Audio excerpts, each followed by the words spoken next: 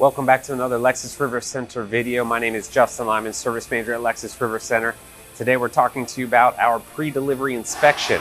What is a pre-delivery inspection? That's what's going on over my shoulder right here. Each vehicle comes from the factory with plastics protecting it, and the car is almost ready to be sold to a customer. I'm sure you've seen these cars on big trucks being delivered all over the country. Once we get your vehicle, we get it in the shop here, we take off the plastic off the vehicle, off the hood, inspect the paint, we make sure everything's working properly as designed, coming from the factory. Honestly, being a Lexus, rarely do we have any issues, but we need to make sure yet another quality inspection that your vehicle is perfect and ready for you to enjoy. If you ever want to see this process happen, feel free to come down and check it out. It's a very cool process.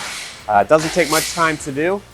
Again, you bought a Lexus for a reason. We just need to triple check that that is ready to go for you and for you to enjoy. Enjoy your new car.